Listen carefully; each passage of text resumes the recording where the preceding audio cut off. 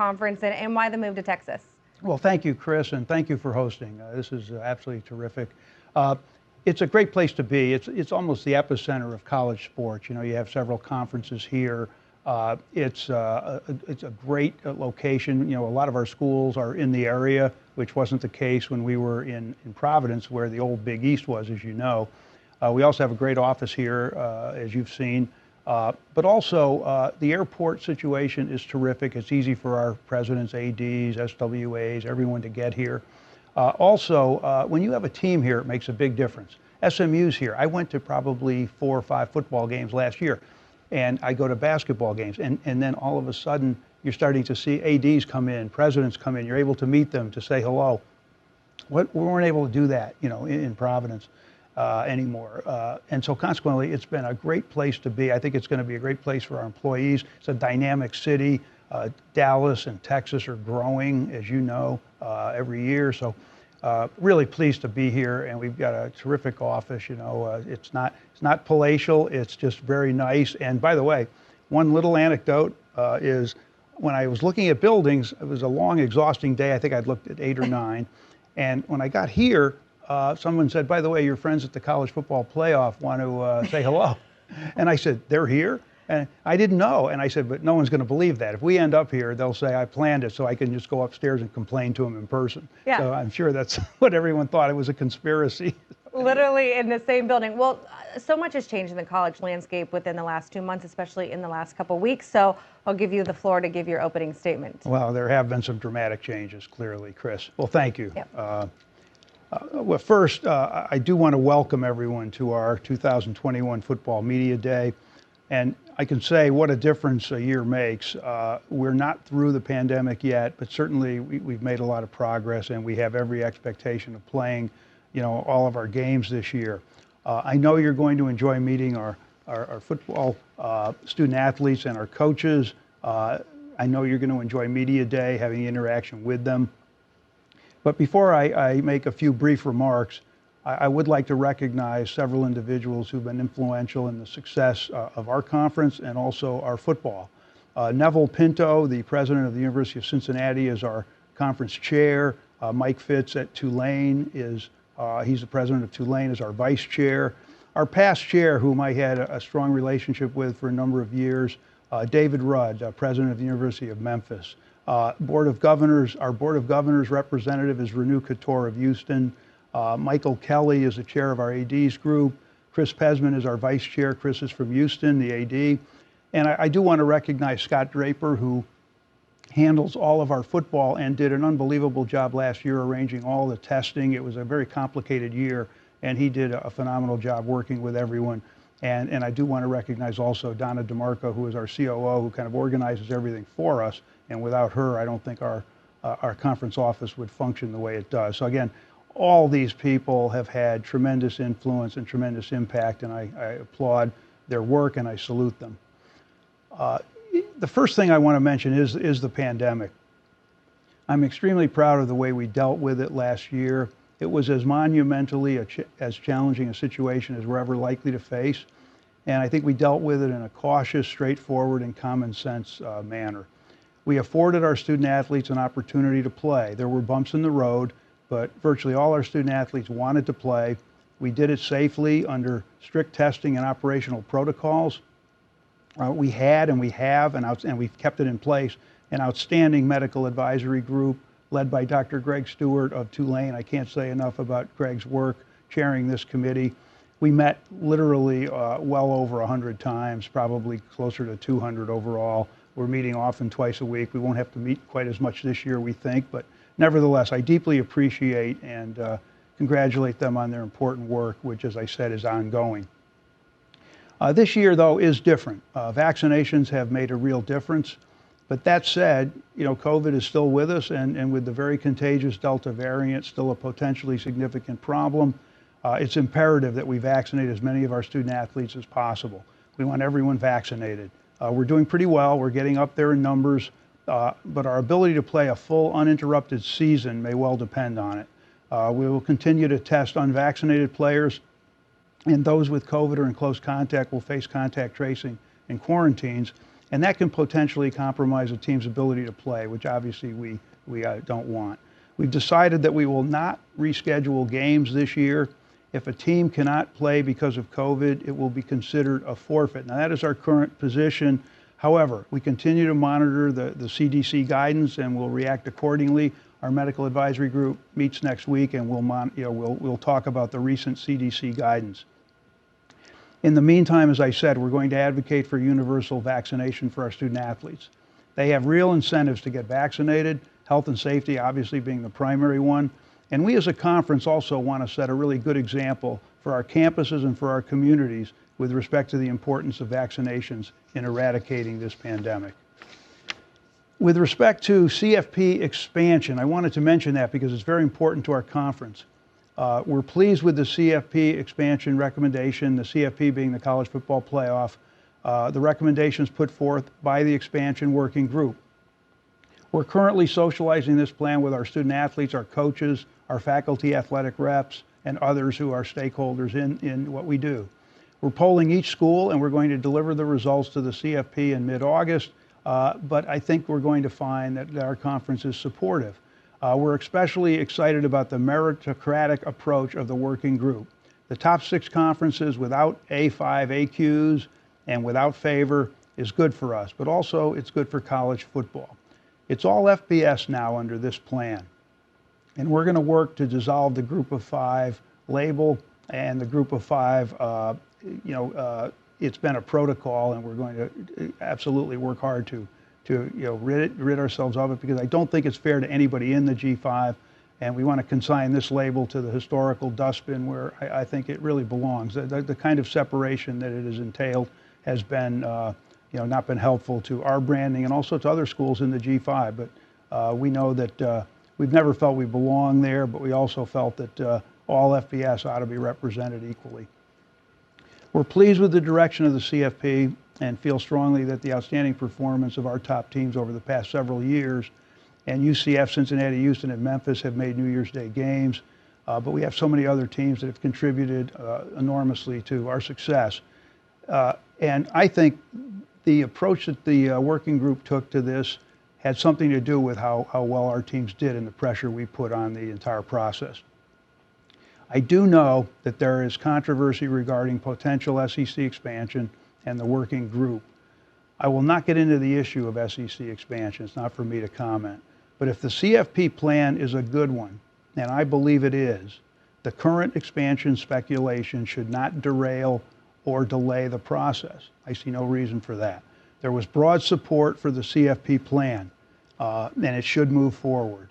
It creates greater opportunities for a wide range of teams, including our teams, who deserved a shot in prior seasons and obviously didn't have one. And it's a good thing to have that inclusion. It will also energize college football, I believe, as so many more teams will become relevant, and I think it's going to likely lead to higher ratings. So I'm all for the process moving ahead if, in fact, there is strong support for it as the CFP collects everyone's opinions this summer. As far as conference realignment is concerned, that's obviously the elephant in the room at the moment. And college football has historically been down this path, as you know, several times. As we witness changes and possible changes and even projected changes, we as a conference are in the strongest position we've ever been in, and we will consider and capitalize on every opportunity. Our schools are individually and collectively focused on our A6 status through competing at the highest level in every way. We've been doing that on the field with multiple top 10 football programs and on the court with Houston's run to the Final Four and Memphis's NIT title, just to name a few of our accomplishments. We have a long-term and strategic commitment with our partners at ESPN, and they provide us with the largest stage for our teams, and they provide resources which provide the stability and strength that we have now come to represent.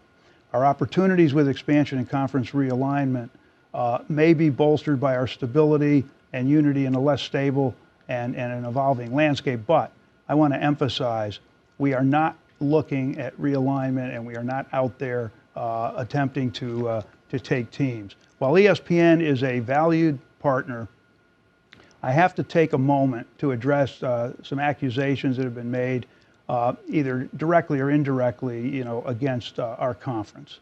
Our conference, and I say this categorically, our conference has never strategically aligned or plotted, if you will, with ESPN to influence conference structures.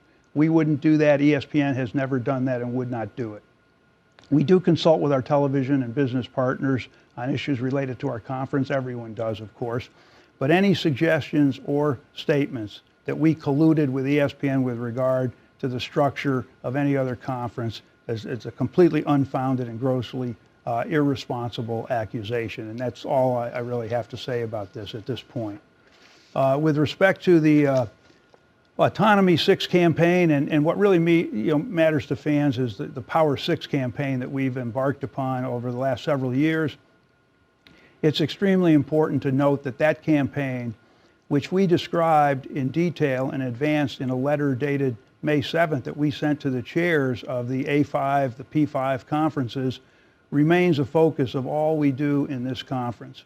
The A6 initiative is separate from the college football playoff, but it is indirectly related, as A6 status certainly enhances a conference's college football playoff selection committee credibility, and we've seen that because we saw last year the way Cincinnati was treated, and I think but for the G5 label, who knows, they might have had a legitimate shot at the playoff. The A6 initiative, as we call it, is on a parallel track with CFP Expansion. Our conference's goal is to become an autonomy group member. We've never wavered in that goal. And we will continue to advance what we feel is obviously a critical cause for our membership. We've earned a seat at that autonomy table, and gaining it will solidify our position as an elite conference. I mentioned earlier that we've had a tremendous record of success on the field and on the court, and also our Olympic sports are extremely powerful. But we've had many teams in the final Associated Press and coaches poll standings. We attached what we called an Exhibit A to our letter to the A5 conferences. And we pointed out that on many occasions we've had multiple teams in the final AP and coaches polls, and 6 times we've had teams either in the top 10, one time in the top 11. American teams were ranked at least, in one poll, at least 225 times since 2013. And 10 of our 11 teams ranked at least once. And we've had teams multiple teams in the final playoff rankings most years, and we've had number 12 UCF should have been ranked higher. Number 8 UCF should have been ranked higher, and number 8 Cincinnati, I feel, should have been ranked higher. 6 New Year's Bowl appearances in 8 years, I think speaks for itself. 4 different teams reflects the depth of our league without question. We've had 52 wins against P5 teams in 8 seasons. We've had 3 New Year's Bowl wins, and we came very, very close last year to having a 4th. We have a 67-26 regular season record against G5 conferences since 2013, a 720 winning percentage. 72 future NFL players have played in our conference championship games. And one interesting fact is that in 2015, in our inaugural game, Temple played Houston. 27 players on that field, 27 players either played in the NFL or are still in the NFL. That's a remarkable statistic, and it shows the power of our league. 180 NFL players and 114 NFL draft picks in the past 8 years. So again, I could go on, and many times we've done more than a lot of the P5 conferences with respect to these, but I'm not going to single out any of those conferences.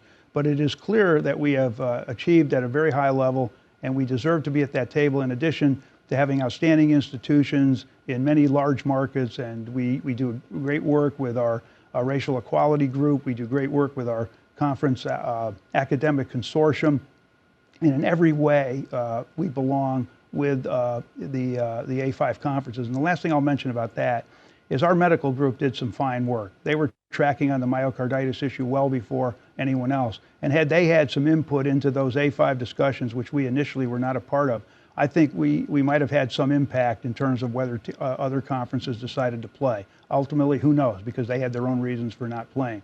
But we felt strongly that we could play safely, and I think they made a huge contribution, and I think it would have been useful for the overall A5. Finally, as I close, and again, I look forward to a great media day today. We're, again, thrilled to have Chris with us and Rini. This conference is always going to do what's in its best interest. We're a strong conference with a strong brand. We have a membership committed to excellence on and off the field and court.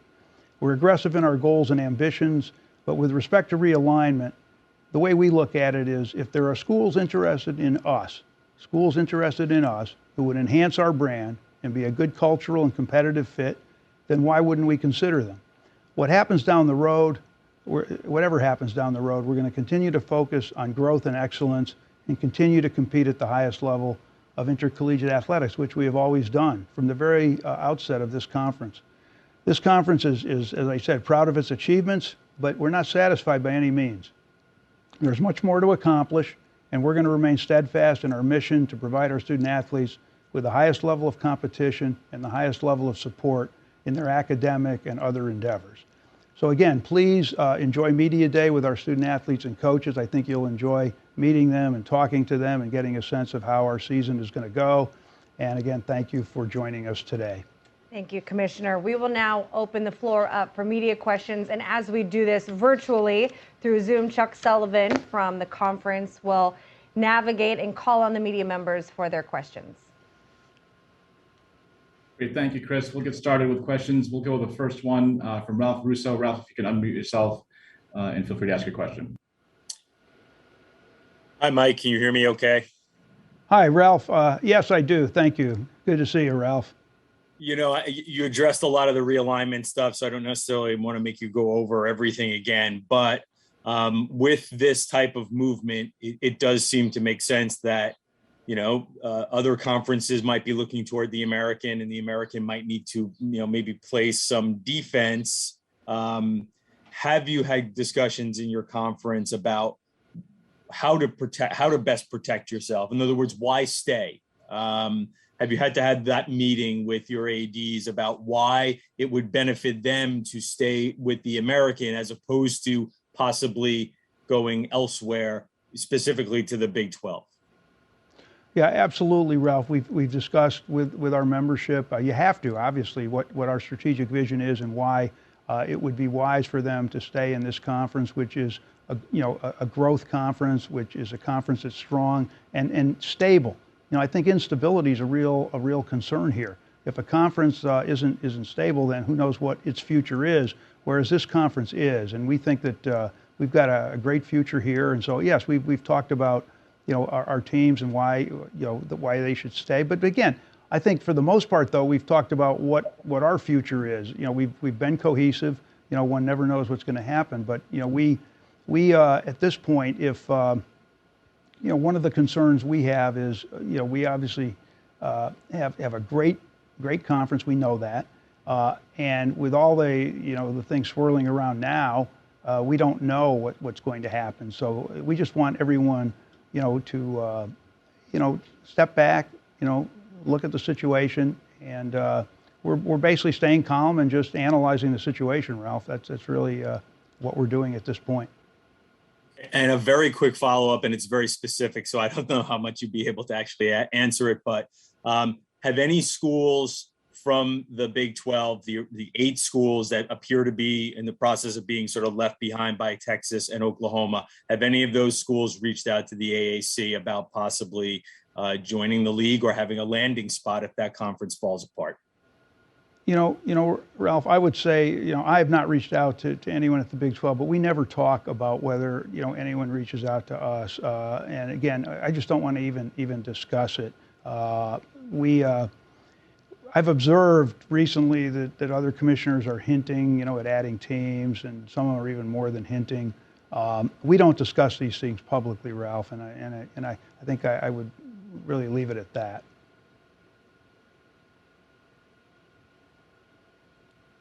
We'll take the next question from Andrea Adelson with ESPN, please. Hi, Mike. Good to see you. Hi, Andrea.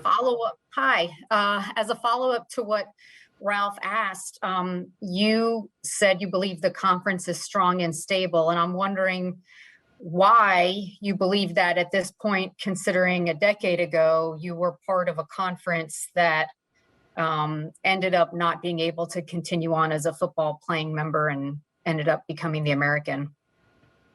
Well, that was an unusual situation years ago, Andrea. You know, we had a very interesting hybrid conference at the time with a lot of small basketball schools that really didn't have anything in common with our football schools. And ultimately, along with some realignment. The Big Ten took one of our schools, the ACC took one of our schools. Things started collapsing, but we quickly reinvented ourselves, added a few teams, and it's our record, Andrea, of competitive success and the ability of our schools to get tremendous exposure from ESPN and all platforms. We've had we have a new TV deal, which is much more lucrative than our recent one, and also gives us great exposure. We're on the cutting edge with ESPN Plus and other platforms. So I think it's just night and day between now and 8 years ago. I don't think there's any question about it. Now, anytime you talk about stability, you never know what can happen down the road. So you don't want to overdo it. But what you can clearly see with the American is a strong and a stable conference that's had tremendous success. Now we're fighting hard, as you know, to be an A5, and I think that's the last piece that would really put us in a great position. But we'll see where things go. We're very, very happy with the progress of our conference. We think we've got a group of great schools that, by the way, early on may not have had as much in common as they do now. Having played together for a number of years, having developed that kind of camaraderie that comes with not only getting to know each other, but having great success and having great collective success. I think that's really helped our conference brand and helped our cohesion.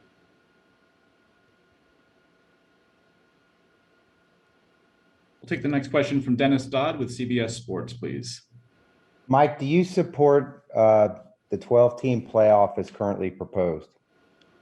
I do, Dennis. I like it because it gives more opportunity to more teams. It doesn't end up causing anyone, in all likelihood, to play more than 16 games. Some will only play 15. Some will play no more games than they would have played anyway with a bowl game that they probably wouldn't be playing if they're in the playoff.